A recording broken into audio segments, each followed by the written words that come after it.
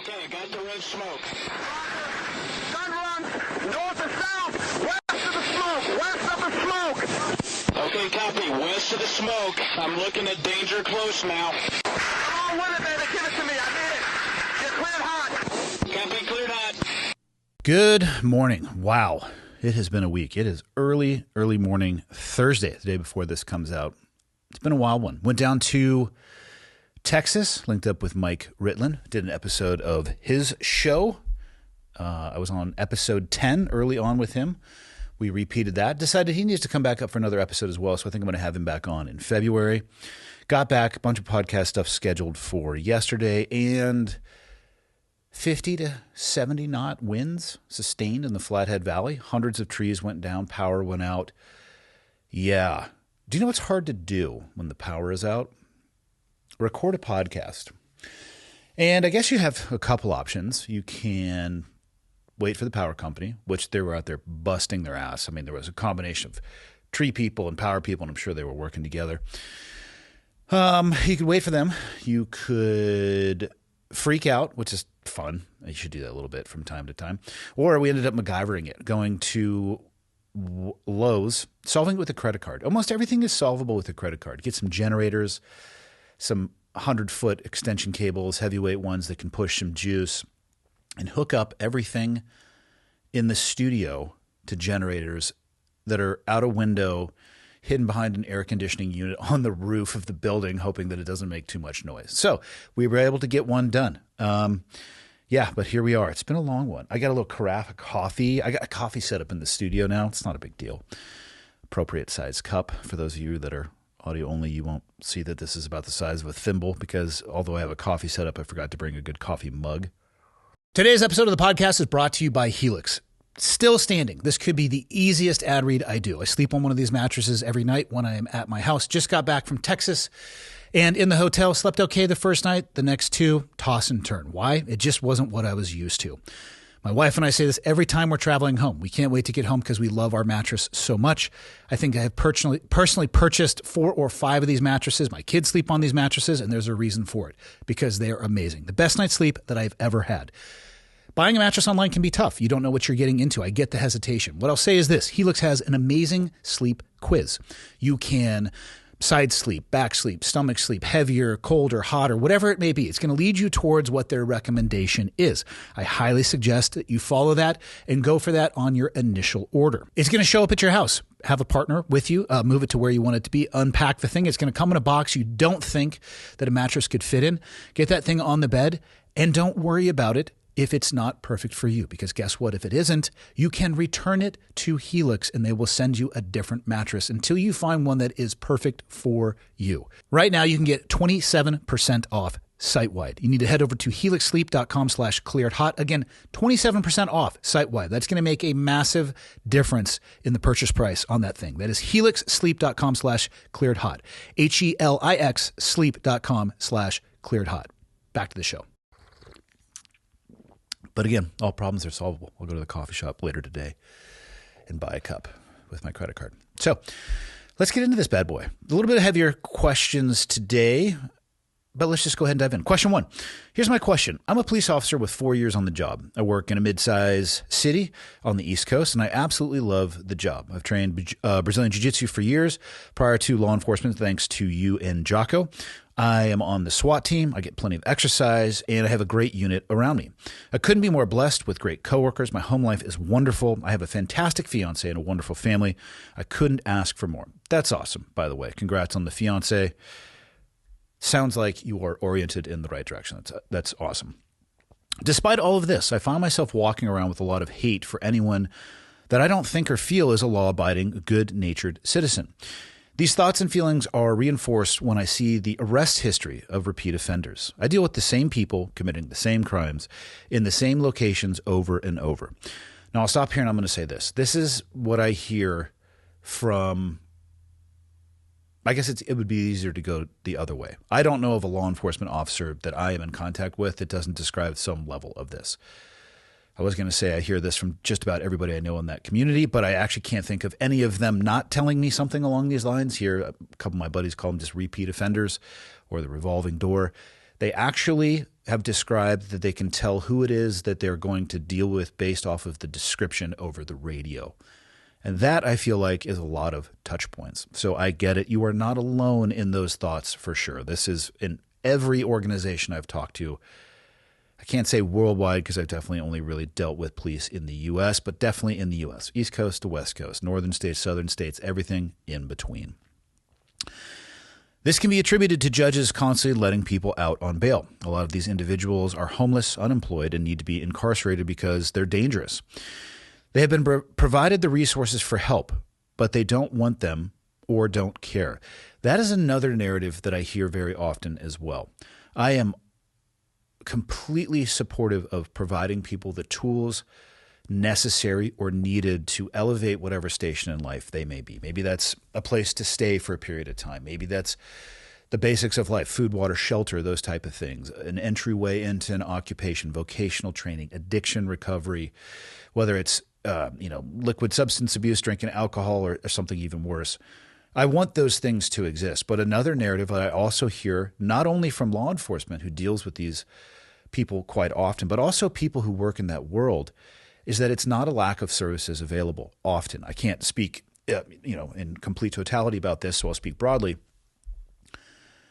It's not a matter of a lack of resources. Many, many people, law enforcement and those working in these, we'll call it counselor, advisor roles, a lot of them associated with 501c3 nonprofits, all of those things, they say the same thing, that some of the people are not interested in any of the services that are offered. They don't care. They know that the services are available. They'll take advantage of them to the degree that they want to, but then they're right back doing whatever it is they were doing before. And I get it. It's tough to want more for somebody than they want for themselves. And it's hard to imagine that somebody would rather live on the street or live in a completely chaos-filled life than work their way out of that. But it is the reality. And I think that's often forgotten. Where I used to live in California, there is a homeless, I don't know what's the word, problem, crisis, out of control evolution. I mean, we're talking, even where I was born and raised in Santa Cruz, haven't been back in a long time, but it's a temperate climate. It's a permissive environment for people in that situation. We're talking full-on encampments and resources available if people didn't want to live in those encampments, but they exist. It's tough for people to grasp that concept. Regardless of how much you would want to help somebody, they may not want it. They need it from your eyes, but maybe not from theirs. It's a tough one. These individuals are predatory towards women, publicly urinate and defecate in, on, or around people's private homes and or property, and are essentially degenerates. They have opted out of being productive members of society, and therefore I write them off as derelict pieces of garbage. I arrest as many as possible. In my mind, no law-abiding citizen or family should be subject to live or work around such behavior. There's a lot of government housing in my area of responsibility as well. This leads to the inevitable gang activity, baby mama drama, shootings, narcotics, trafficking, juvenile crime, and all other things that come along with projects. Some of these are run by the city and county governments, while others are Section 8. I feel the same towards individuals who live in this area. The city I work in has a very, very high cost of living.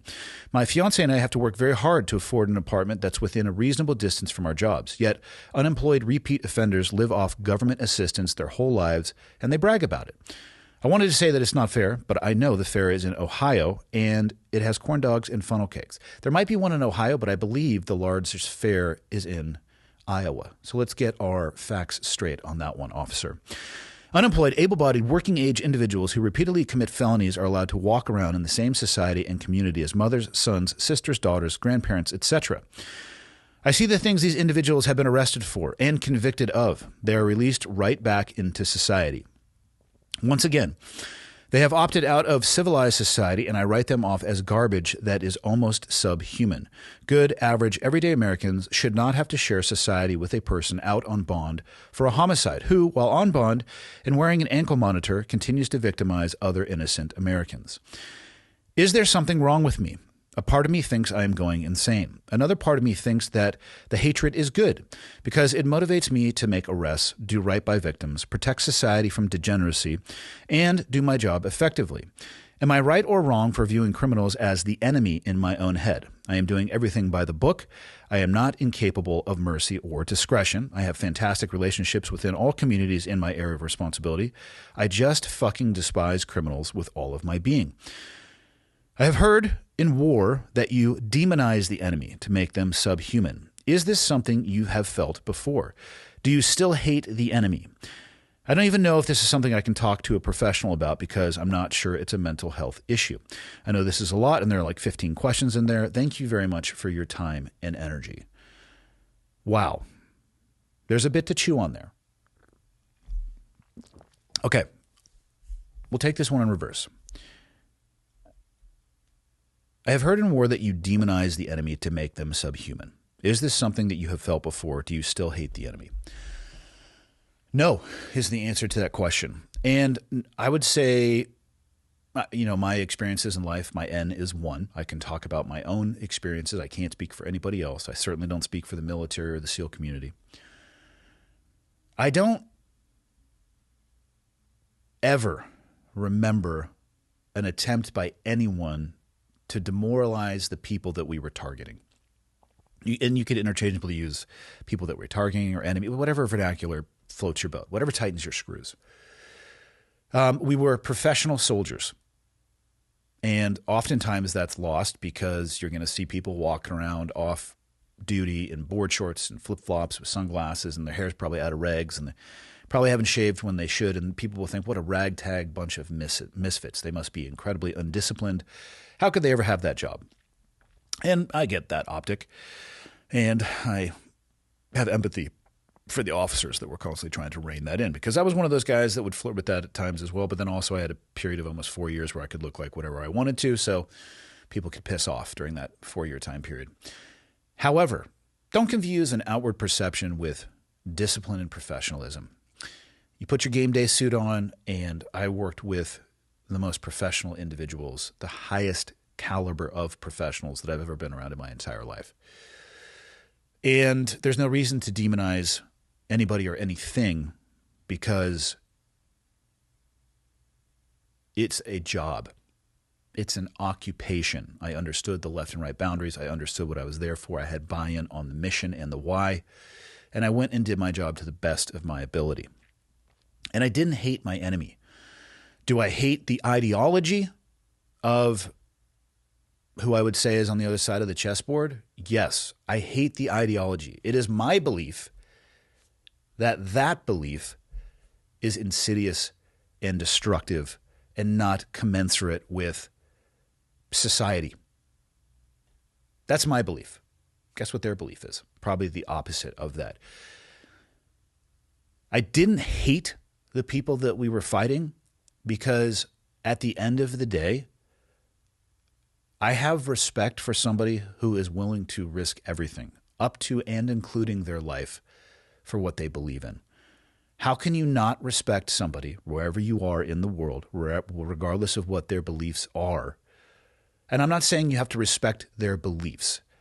I am saying I respect the fact that anybody is willing to go to that point and fight for what they believe in. I'm not saying all beliefs, in my opinion, are created equal. I don't think all beliefs should be permeated throughout the world because, like I said, I believe some of them to be insidious and dangerous and predatory, and all of those things wrapped up together. And for some beliefs that are like that, I don't know of a way to stop it in its tracks other than to shut the lights off. You're not going to educate or argue people who have been radicalized off of the edge. I'm sorry. I know that that's a concept. Maybe if you catch them earlier in life before they become that radicalized, it may work. But at some point in time, it's going to come down to individuals or groups with their toes on the line, and you're going to bang it out. And I'm sorry. I respect somebody who is willing to do that. Again, I don't respect the person. I don't respect the ideology, but I respect the fact that they're willing to do that. And hate doesn't help any aspect of that. Hate is not going to help you in your role in law enforcement. And I need you to take a step back here for a second and realize, and I suspect you probably do realize this, but imagine that you are a teabag, right? For the men out there, they're laughing because they're like, yeah, I'll teabag somebody. It's not what I'm talking about. I'm not talking about a set of Adriatic goggles here, okay? I am talking about like one of the sponsors I've talked about on the show many times, Peak, even though that's a horrible example because they don't actually use bags of tea, right? Theirs is a mixable. I think people are getting the point, though. A traditional, we'll call it an Earl Grey, a very traditional English tea. If you put it in water and you just dip it in there, it'll change the color a little bit. But if you put it in there for hours, it is going to steep and it is going to become a darker and darker and darker and darker color of water. Is it still water? Chemically, sure. Are there a lot of additives to that? Is the taste going to be different? Is it going to be changed because of the amount of time they spent in that environment? The tea. Yes. You are the tea bag in this situation. You are the person. Your occupation is unique in the fact that you constantly interface with these people.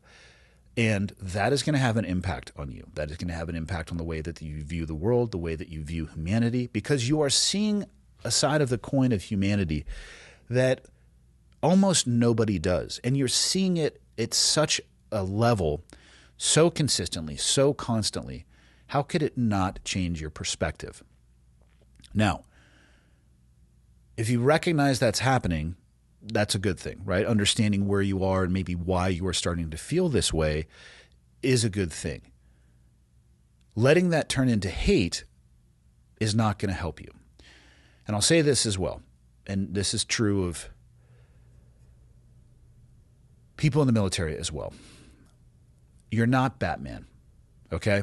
You're not some comic book character archetype that is designed and on earth to right all wrongs and solve all problems. It is your job to do your job, which in the role of law enforcement, a lot of times on the car it says protect and serve. That's a motto, and I'm glad that that is the motto for a lot of law enforcement organizations. But your job is actually to uphold and enforce the law. And if you can keep it in those boundaries, and again, the reason I said that to the military as well is you're not wearing a cape and shield either in the military. You have a job, you have a role. It is your job to execute that role to the best of your ability. It is not your job, if you're at a tactical level, to solve strategic problems. It is not your job at a tactical level to speak for everybody else in the military at an operational level or a strategic level. It is your job to do your job. It is easy, I think, to fall into a place of hatred if you let the environment start to take control of you and your thought process. You need to go the other way with that. You need to take control of yourself. You need to maintain control of yourself and do the best you can to limit what that environment is able to do to you. Now, you said, I don't think I can talk to a professional about this because I'm not sure it's a mental health issue. My suggestion to you is this. Find somebody, talk to them about this, and let them be the deciding factor on that. Let somebody who is a professional, and I'm not saying this is a mental health issue, but this is an issue that is affecting your mentality. It is affecting the way that you think and feel and potentially even believe.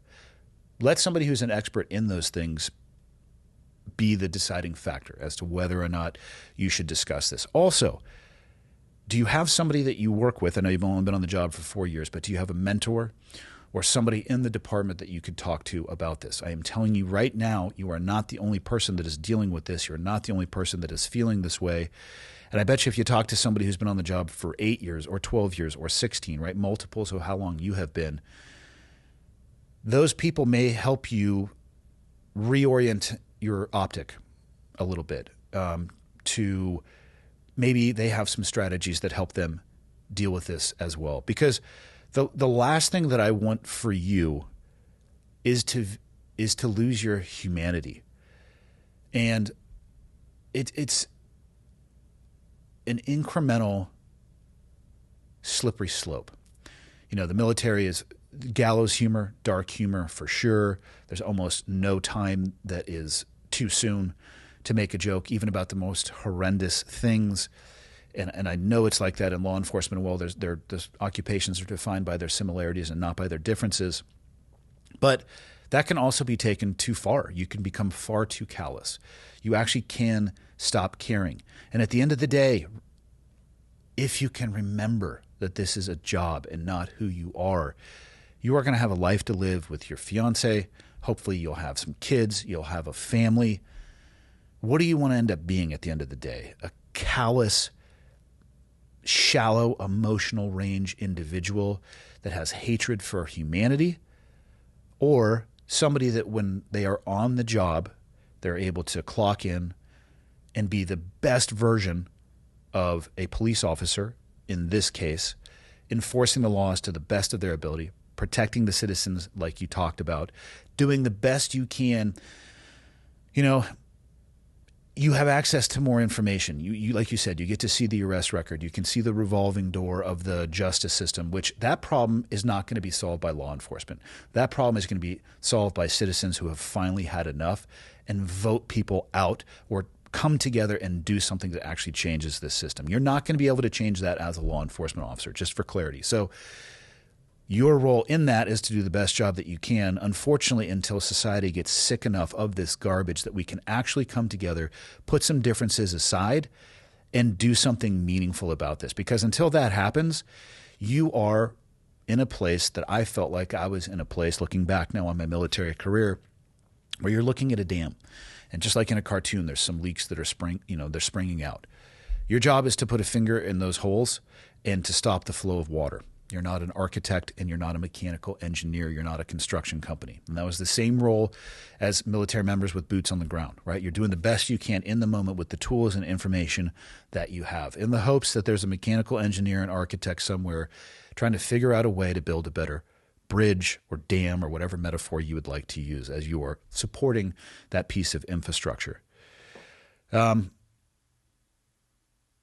This may be impossible for you to do, and I was actually just having this conversation yesterday. I'm really glad that I am not judged solely on my failures and mistakes in life. And when you are looking up some of these people, you are seeing only their failures and mistakes in life. I've never once logged on to a computer in a police car, so I don't know exactly what you have access and information to. But I bet you it's not the greatest hits of success in people's lives. It's probably touch points with law enforcement, crimes, whether or not they've been to jail, things that have hit radar of law enforcement agencies, which doesn't happen on your best day.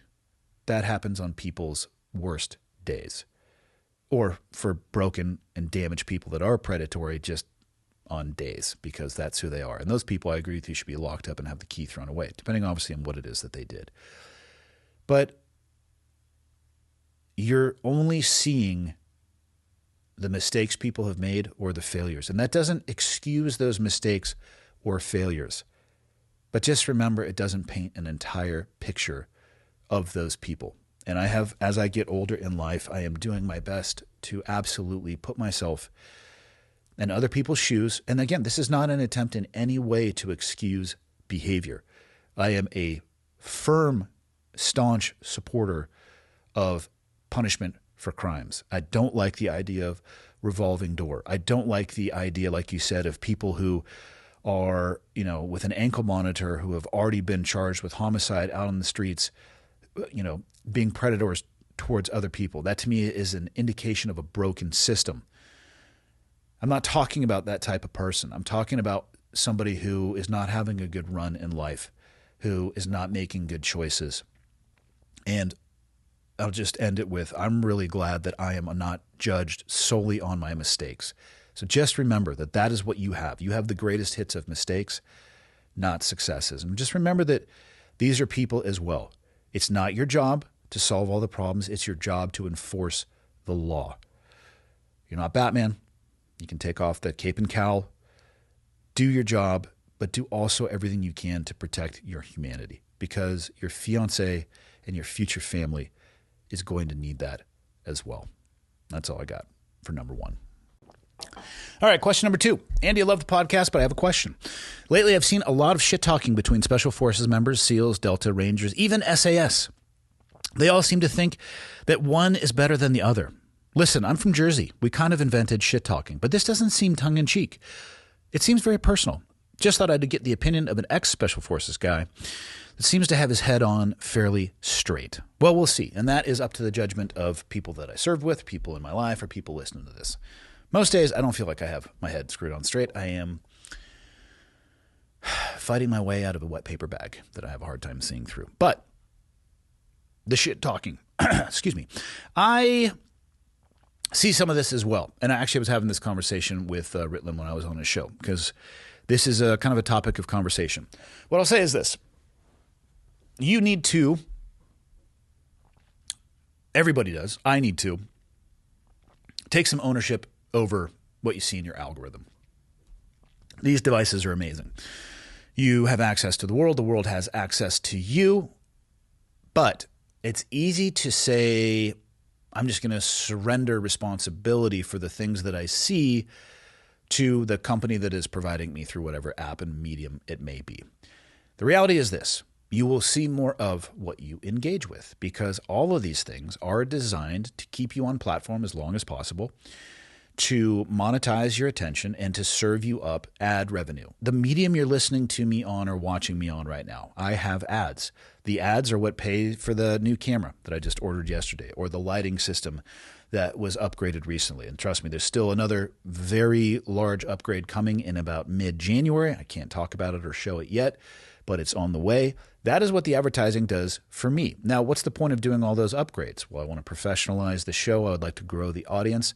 And in that, I'm going to have ads in the shows, even if it does grow, what I'm saying is it's part of the game. It's part of the system, the ecosystem.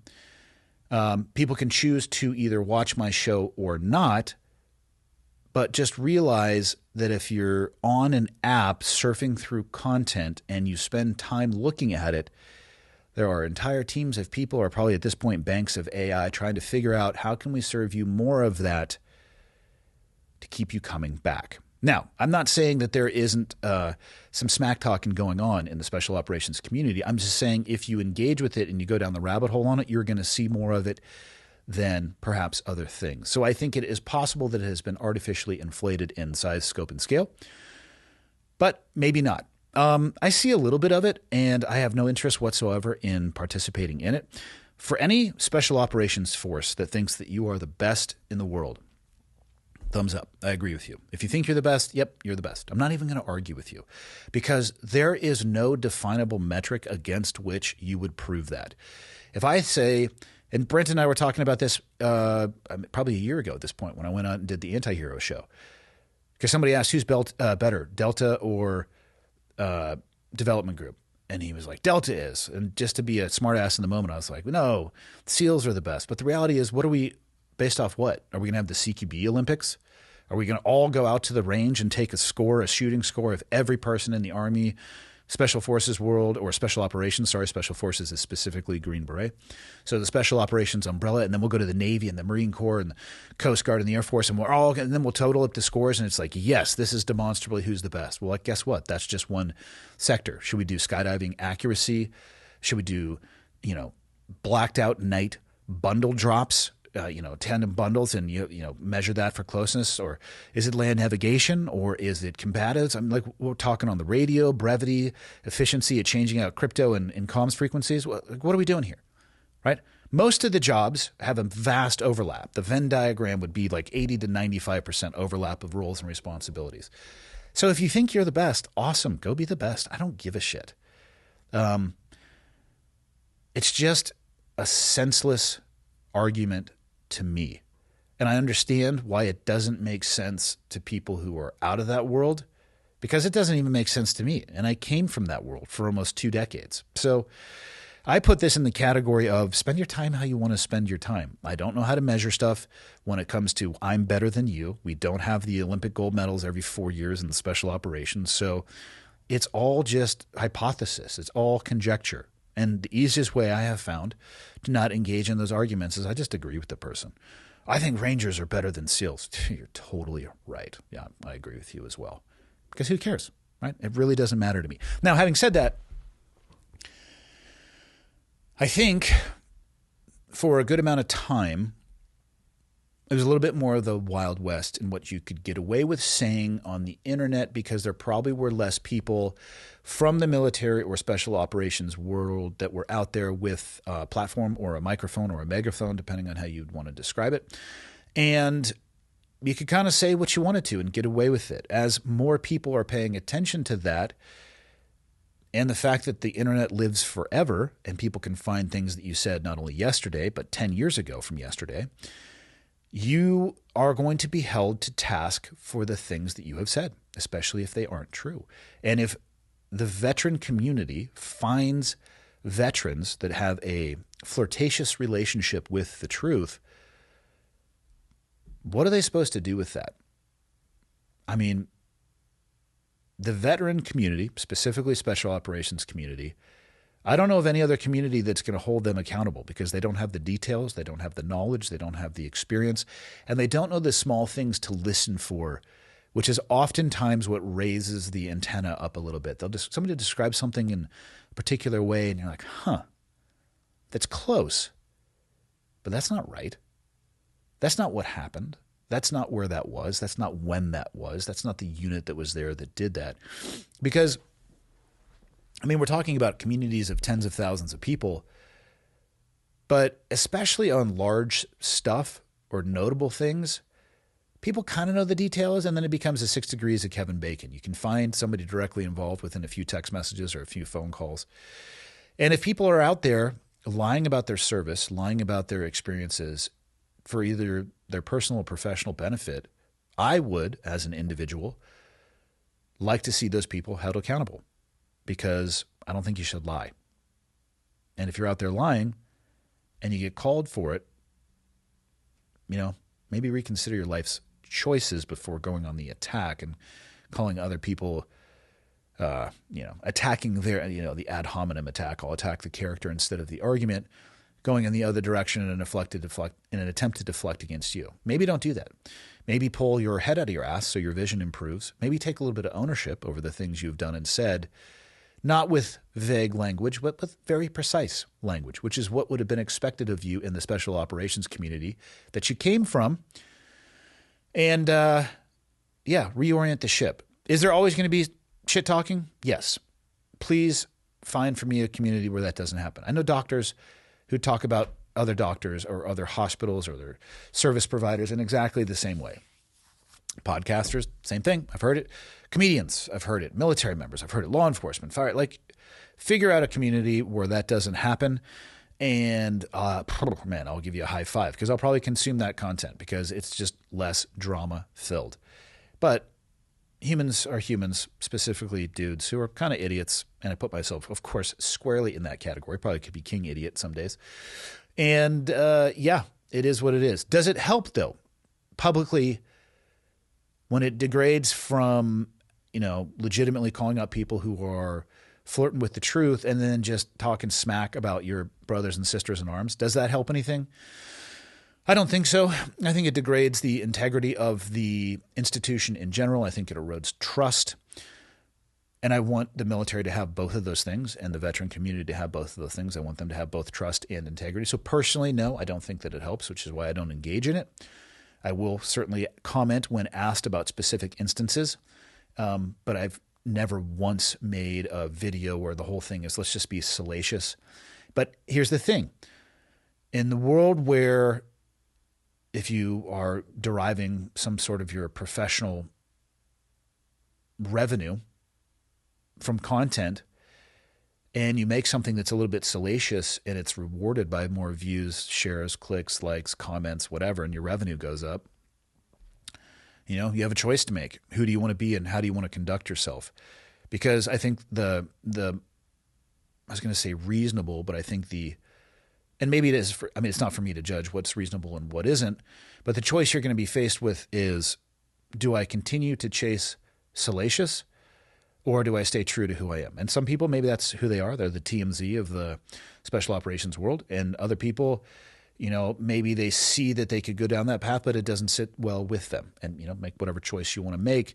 But in general, when it goes outside of the realm of holding the community accountable, I don't think it's helpful. But again, I'm not here to tell anybody how to live their life.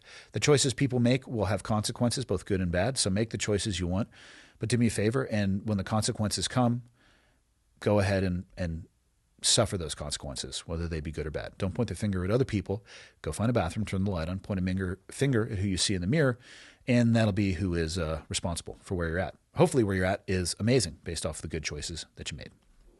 This episode is brought to you by AG1. I'm sure you've heard me talk about their super greens, superfoods, the morning drink that I have with my hydration, focusing on macro and micronutrients. I'm very good about having a structured morning routine. I kind of suck or have sucked in the past, more so than I would want to, about my evening routine and specifically winding down and prepping myself for sleep. This is where AGZ comes in. It's a nightly drink that helps you wind down and rest up.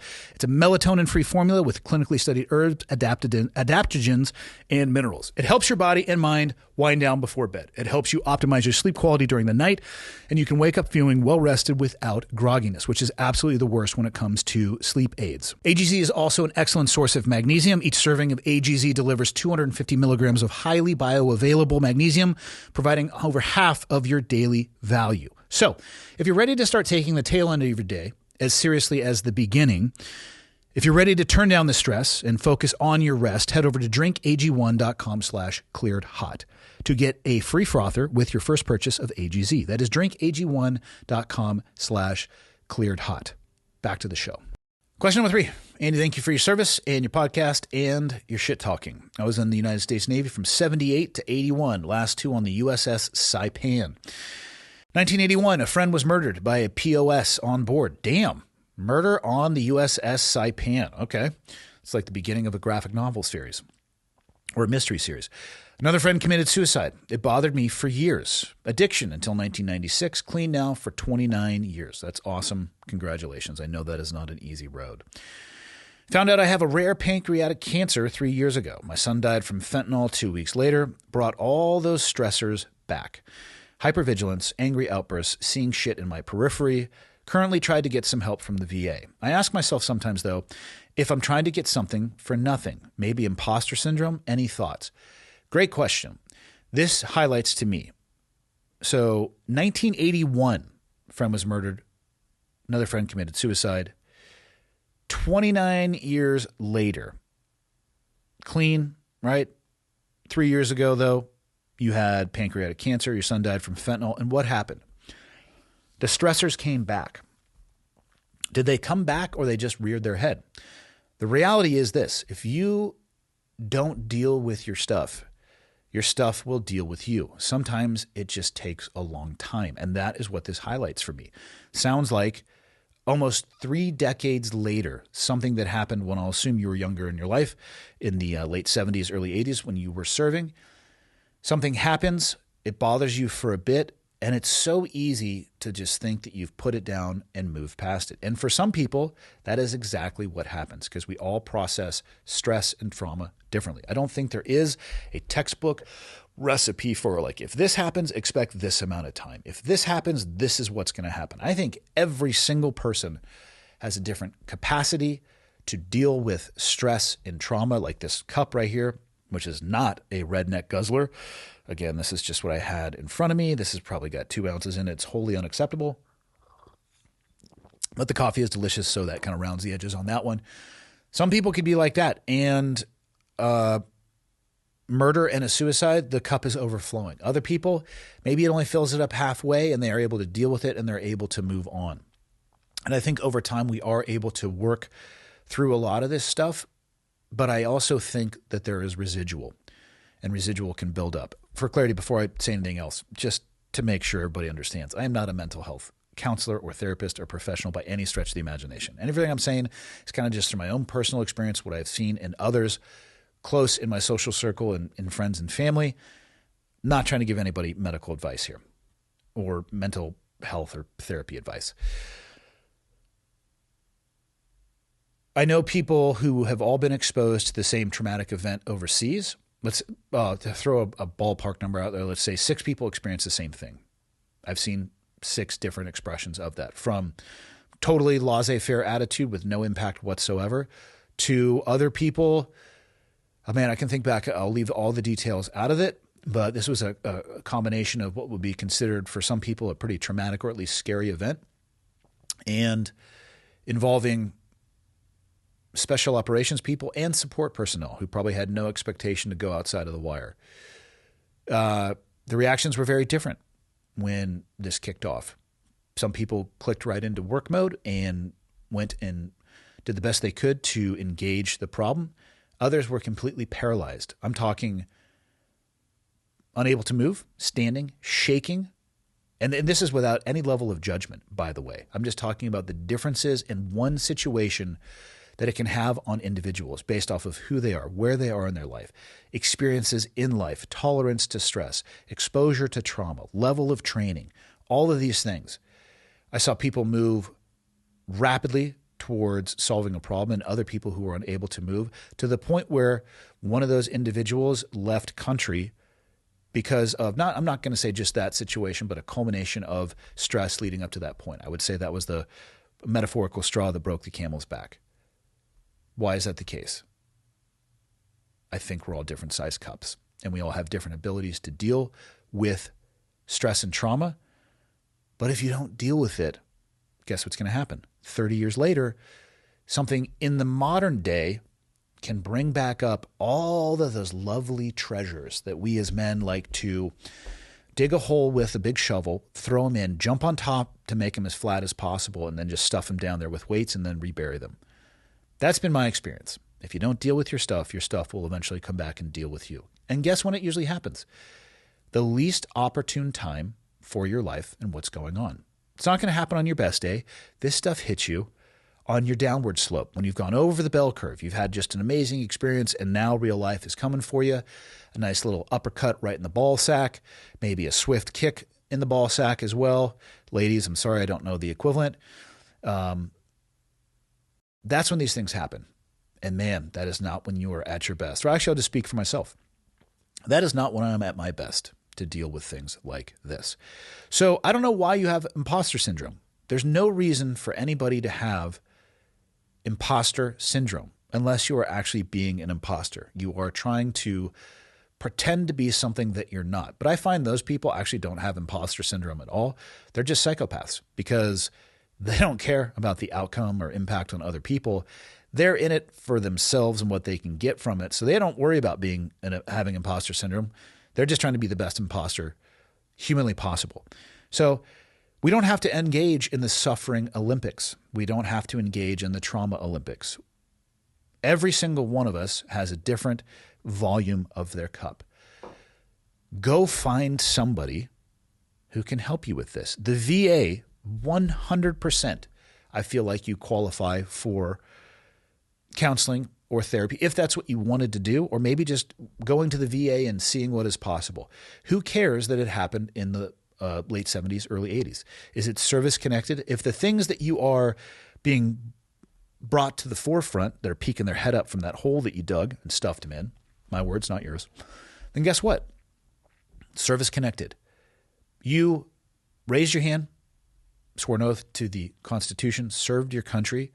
And I say this to everybody who's getting ready to join, who has joined. And you know this as well as anybody else. The military will get their pound of flesh up front.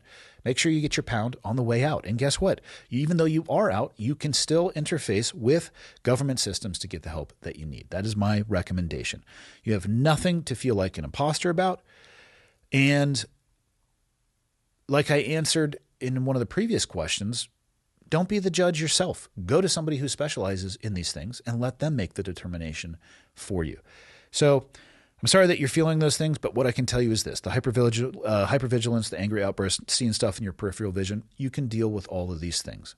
But please do me a favor and go take the time to deal with them before they get worse. Or even worse than that, you make the decision of I'm just going to stuff these down even more, because then whatever may happen in life, you're going to have some ups and downs. My concern would be is when you have another down, they're going to be sitting there waiting for you. And I don't want that. And I'm legitimately talking about my own experiences in life. I am the best suited to deal with things like this when I am at days where I'm doing my best. But that's not when they show up. Or maybe they do it. It just doesn't feel like it has the weight because I'm in such a better place to deal with it. These things really hurt and they really drag you to the bottom of the pool when you're on the way down. So That's where you can lean on others, professionals, friends, family, all of those things. Don't be quiet. You're not the only person that's ever had to deal with this. Go out there, deal with it head on. Your life will be better for it. And again, congrats on the 29 years of being sober. That's awesome. All right, last question for today, and then we'll be on our way. Hey, man, love the show. Want to ask a question. I struggle with a lot with answering the question, why? And I think many GWOT vets struggle too. I actually just put a social post up about this. It was from the conversation that Brent and I had when he was on the show. Quick backstory, born in 84, normal Midwest middle-class upbringing, very patriotic family history, decided to join the Army's delayed entry program between junior and senior year of high school. Senior year study hall, the towers fell. Fast forward to August 2022, Army Infantry Basic Training, Airborne School, then off to Fort Bragg with the 82nd Airborne. After 6 months of being enlisted and a little bit of training in February of 03, off to Kuwait. March 18th-ish, my 19th birthday, into Iraq for about a year. So that was the initial invasion of Iraq. 03 in Iraq was a wild time from what they tell me. I just saw it as doing Army stuff and trying to do my duty. Went back to Iraq again in 04-05 time frame for 4 months. Nothing special in the green zone at that time. My enlistment ended in 05. For the last 20 years, I've taken on new missions to keep going. Find a wife, check. Have a couple kids, check. Start a business I wasn't planning on, check. By all standards, I'm crushing life. The other night at dinner, my 9-year-old son asked me why I went to war, and I didn't have an answer. The young, duty-bound red, white, and blue patriot had been diminished. The endless wars had taken their toll. The country I was willing to give my life for in my youth seemed shallow and corrupt now. Politicians and bureaucrats use us as pawns to get wealthy. I still love the ideals of America and what we are supposed to be, but the blind patriot has long since died. So I ask you, why? What was it all for? 20 years of war didn't preserve our liberty. It didn't defeat our enemies. Personally, I know I helped many good Iraqis, and maybe that's enough. But when my son asked me why, it didn't seem like a good enough answer. So in closing, donkey boner, which is the subject line of this email, which is, of course, why I read it. I saw that and I said, add to cart. This is a great question. I've been talking with people about this. This is a question that I ask myself, the why, what was it all for? What was the reason? What was the purpose? Why did we dedicate our lives for that period of time to doing that? And what I'll say is this, one of the things that stuck out here was the blind patriot has long since died. I think that's a good thing. I don't think anybody should be a blind fill in the blank. And I say that as somebody who earlier in my life probably fell into that category. And I'm glad that the blinders have been taken off because blind people can be manipulated. They can be told that things are true right in front of them that they can't see for themselves, mostly because they're not looking, right? Because the blind patriot isn't actually physically blind. They're blinded by their beliefs. And I think that can be very dangerous. It can be a beautiful thing as well. I mean, you could probably change the world if you're blinded by your beliefs, depending on what your beliefs are. But the blind patriot, I actually think, could be the most susceptible person to manipulation. So I'm glad that the blinders came off. And when they do come off, what you realize is that we live in a completely imperfect world that's never going to be perfect. We also live in a completely imperfect country that is never going to be perfect. We are never going to find a place. We have never found a place. We're approaching our 250th anniversary as a country next year. Somebody point to me at a day, a second, an instant where we had it dialed, where we had agreeance on all issues, where there was no arguing, there was no contention, there was no disparity in beliefs, there was no disparity in economics. Please point to me when that was in our history. Now, could things have gotten a lot worse than they were earlier on in our history? For sure. Not making that argument at all. I'm not saying that certain things haven't accelerated, but what I'm saying is it was never perfect to begin with. I love the ideals of America. And this is, again, me. I only speak for me. And I do think that I had a time where I had blind patriotism. And I am legitimately glad that that is gone for me. But I still absolutely love the ideals of what this country stands for. And people I probably would argue, they would say, I don't think those are our, maybe we could have this whole conversation around the ideals, but that's a subject for a different day. And I'd rather do that with somebody sitting here. So it could be, we could play a game of tennis with ideas and go back and forth. The expression of those ideals, far from perfect. Is our political system, in my opinion, teetering on a place of so corrupt that it may not be recoverable? Yeah, that's what I think. I'm definitely worried about it. I'm watching people who clearly are using the political system for personal and professional gain, and maybe that's been the case the entire time.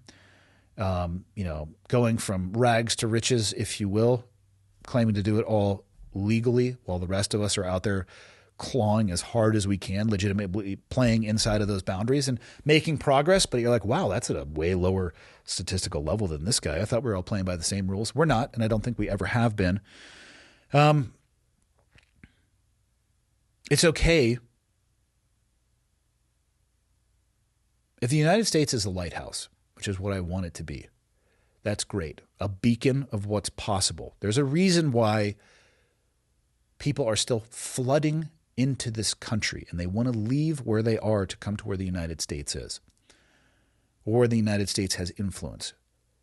I want us to be a lighthouse, but don't forget that every lighthouse also throws a shadow. And it's okay, in my opinion at least, to acknowledge that shadow and do everything that you can to continue to try to build a better version of a lighthouse. Maybe it's thinner so that the shadow is, like figure out ways. Maybe we can use some mirrors and throw some light into that shadow to make it as small as possible. It's never going to be perfect, but I don't think we should ever stop from trying to make it perfect. Now, what does that have to do with your question? What was it all for? Well, for me, when I look back, it had far more to do with the people that I was with. I was never involved in strategic planning or even operational planning. I didn't decide to deploy American soldiers to Iraq or Afghanistan or any of the theaters of war around the world that American soldiers are currently at.